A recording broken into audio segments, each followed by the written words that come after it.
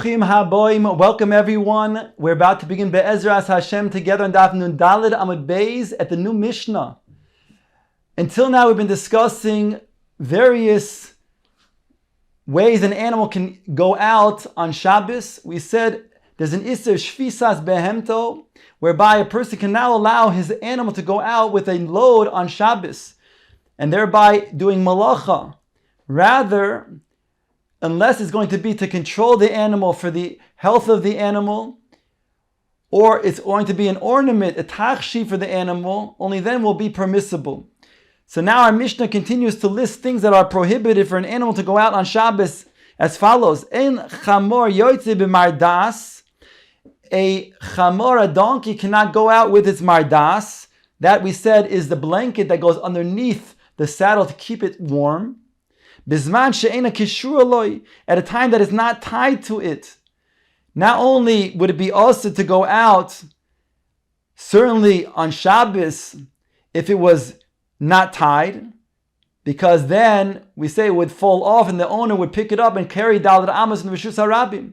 Here the Chiddush is, like we learn on Daf Nun Gimel Amud Aleph, at the very top, the Gemara said that even though it was not kosher on Erev Shabbos, that would make it so it's prohibited. Why? Because if it's not kosher on Erev Shabbos, it means that it's not essential to the animal, and therefore demonstrates that the animal doesn't need it for Shabbos, whereby it would be considered to be a load on Shabbos. The Mishnah continues, V'loi bezug, afal pishahu pokuk, and not in the bell, with a bell, even though it's there, you put something inside the bell so that it doesn't then ring. V'loi besulam shebetzavoroy, and not in the sulam. Literally, it's a ladder on its neck. The Gemara will explain all of these things. V'loi beritzua sheberagloi, and not with an attachment of a ritzua on its leg.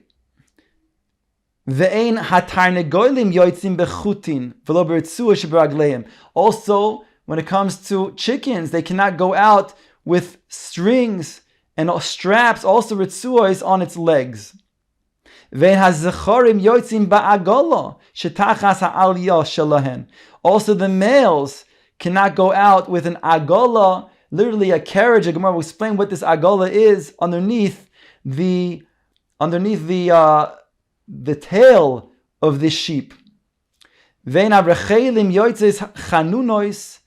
the sheep cannot go out. Chanunos, we'll have to explain what chanunos is in the Gemara. And the egel cannot go out with gimoin. And the cow cannot go out with the or of the kupar, which will be explained again in the Gemara. V'lo beritzua sheben karnel, and not with a strap between the para's horns. The Mishnah concludes, Parosa shel Rabbi Elazar ben Azariah haisa yoitza beritzua. The para, the cow of Rabbi Elazar ben Azariah, went out with straps sheben karnel, between its horns. Sheloi beratzon hachachamim. That was not with the ratzon, with the will of the chachamim. So all of these things in the Mishnah need a biur. The Gemara will explain be'ezer Hashem. Let's see the Gemara together. My taimo, what is the reason? Asked the Gemara. Kida amoron. Like that we said. The reason why we said the animal, referring to the ratio of the Mishnah, the chamor that cannot go out with the mardas, that was not tied before Shabbos, is because if it wasn't tied on its back before Shabbos, it shows that it didn't need it during the week either, and therefore it's considered to be a mosui on Shabbos.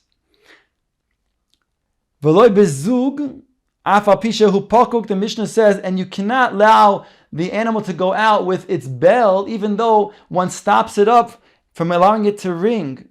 Why? Says the Gemara to explain. Mishum de mechzi kemanda ozo lechinga, because it appears that you're taking it out to the shuk. They would take out the animal to the shuk, let's say a paro, with its bell, and it would ring its bell. It would go with the bell, and that would indicate that people are looking to then buy it, and that's considered to be therefore an Isser on Shabbos. V'lo besulam shebetzavoroy. Literally, we said cannot go out with a ladder on its neck. What are we referring to? Says the Gemara to explain.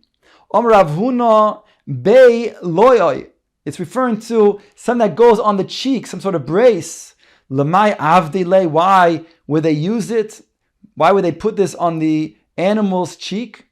Lehecha diis lo. To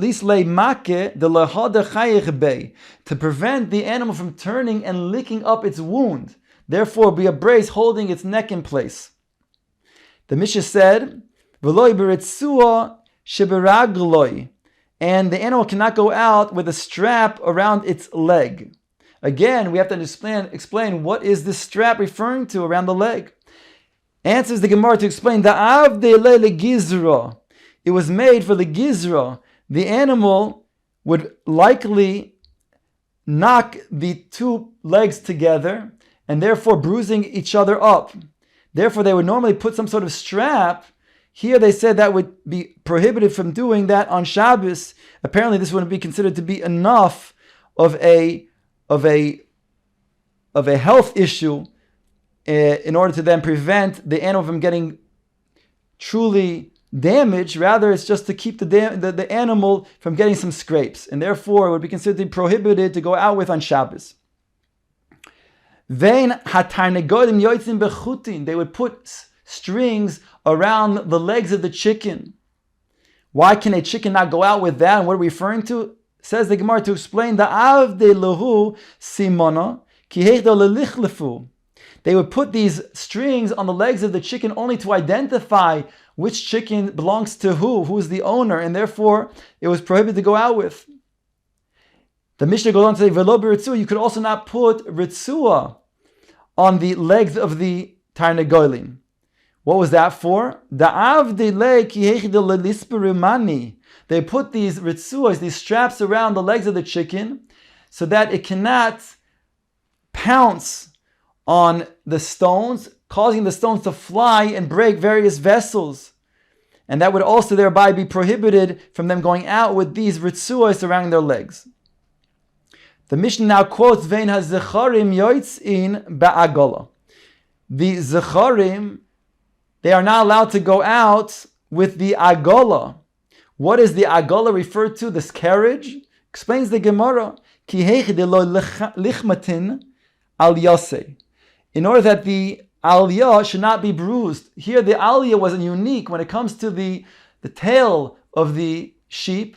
The tail is flat and wide and heavy, and therefore it very easily gets into thorns and thistles and other things that ruin the animal, can really damage the animal pretty good. And therefore they would attach this agola, a little bit of a wheel, so to speak, a carriage that would tail behind the animal as it walked, picking up the aliyah. That could not be allowed to go out, the sheep to go out with on Shabbos. The Mishnah now quotes the next part. The Gemara now quotes the next part of the Mishnah. Ven harechelim yoitzis chanunois. What are chanunois? Ask the Gemara. Yossi Rav Achar ba'ulo kamei de Rav Chisda v'Yossi v'Komar. Misho shegoizezin oisa toimnin lo azak b'shemen umenichin la al pischos al pedachta kadesh lo tzitanim.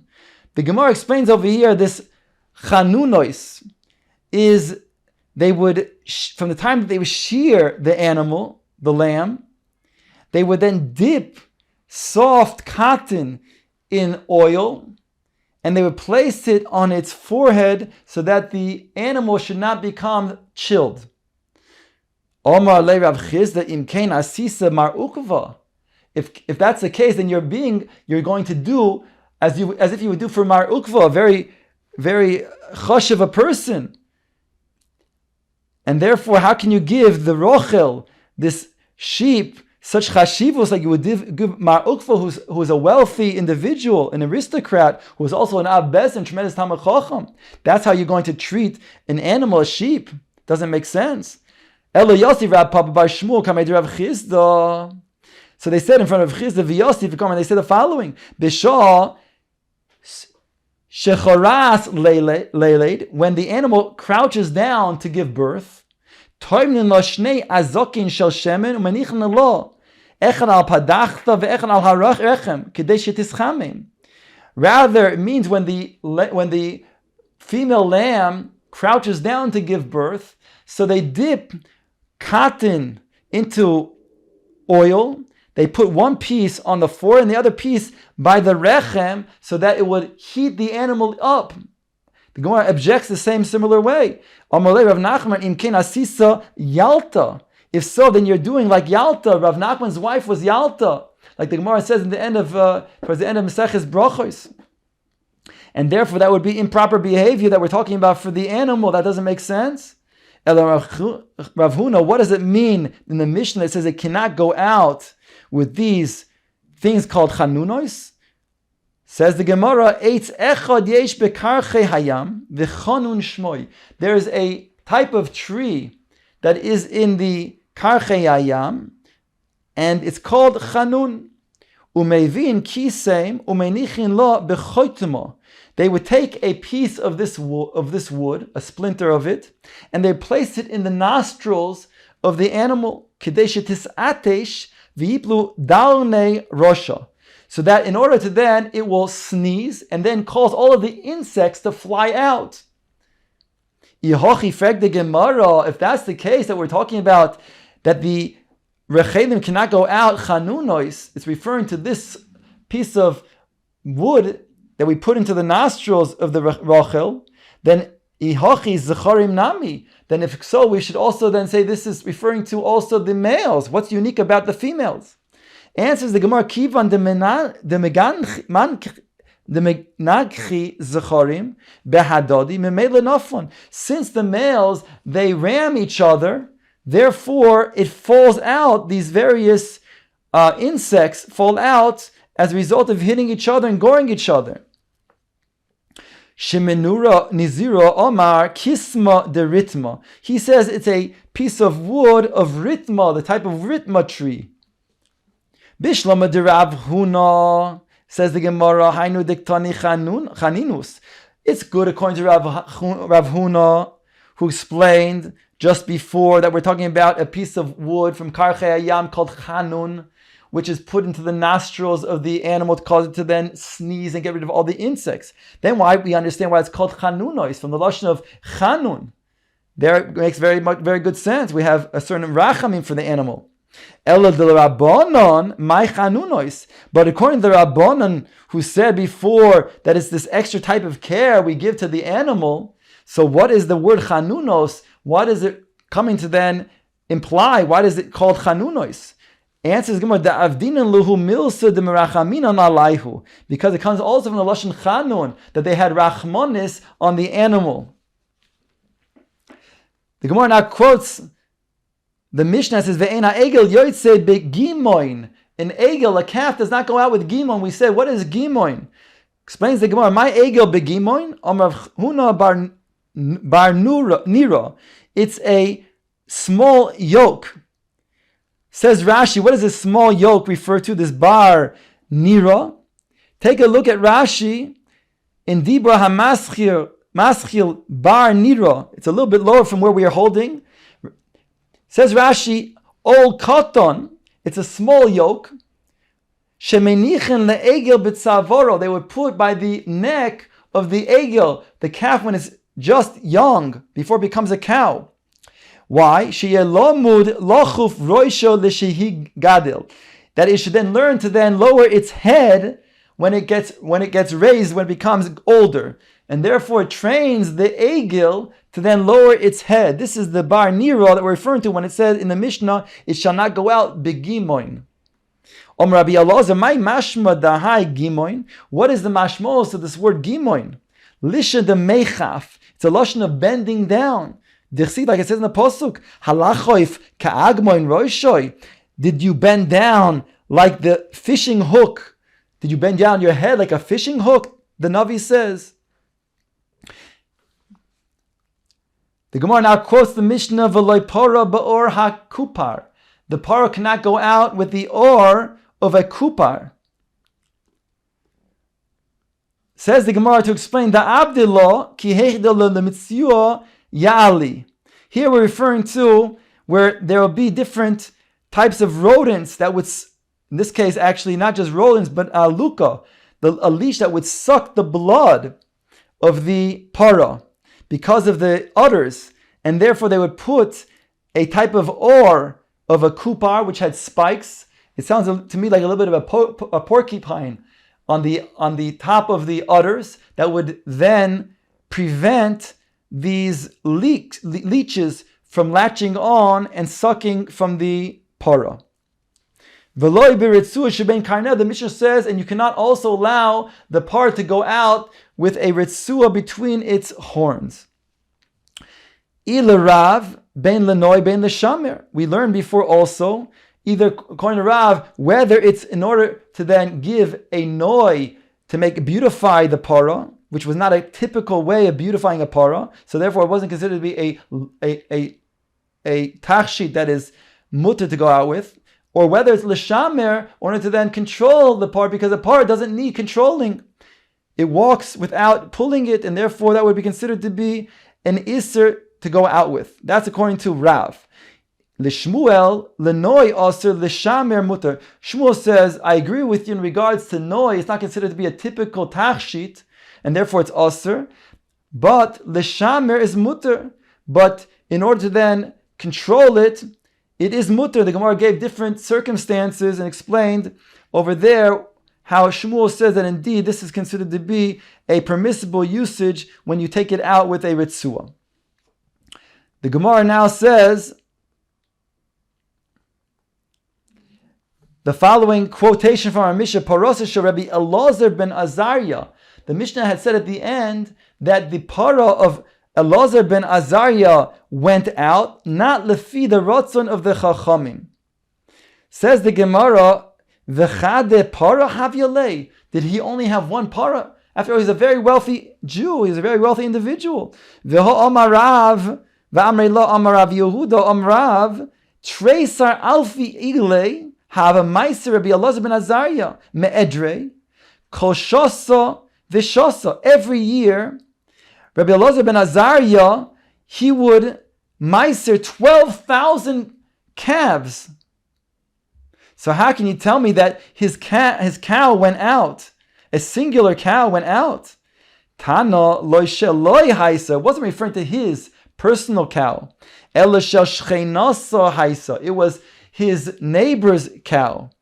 Umitoy shelo micha bo nikres al shemoi. Because he didn't protest that the neighbor in the neighborhood was allowing its cow to go out with a ritzua ben karneha, therefore he was held responsible, and therefore the Mishnah calls it his cow that went out on Shabbos with a ritzua between its horns. Says the Gemara, Rabbi Chanina, Rabbi Yochanan, Rabbi Chaviva, Masnu bekuli seder moyed kol ki gavna. The four of them would then teach the various things in seder moyed. Chalufe Rabbi Yochanan umayli Rabbi Yonasan. Some take out Rabbi Yochanan and they put in Rabbi Yonasan in its place. Kol mi she'efshar limchois la'anshe beisoy. Anybody who has the wherewithal to protest that somebody in his household is doing something that is prohibited from being done, v'lo michan, he doesn't protest, nitpas al anshe beisoy, he's going to be held responsible and accountable for the sin that the person in his household did. Be'anshe iroi, nispas al anshe iroi. If he has the wherewithal to give a protest and hold back somebody from doing an avera in the town, because he's a rav, he's somebody who's a person going to be listened to, or somebody who has authority, and he doesn't protest and allows the person to do that sin, then he's going to be held responsible and be punished. Bechol ha'olam kuloi nitpas al kol ha'olam kuloi. If somebody like a king or somebody who has great authority would not then protest against somebody who's doing something that is sinful, then he's going to be held responsible for that person in the entire world who's under his jurisdiction. Omar Rapope Vahani de Reish Galuso Nispesu Al Kule Alma. And therefore Rapope says these people in the house of Reish Galuso who had tremendous authority and clout, they're going to be responsible for the entire world. Meaning all of the Jews, anybody who does something wrong, it's under their authority.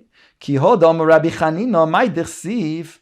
What is written in the pasuk? Hashem b'mishpat yavoy im ziknei amoy visaryo.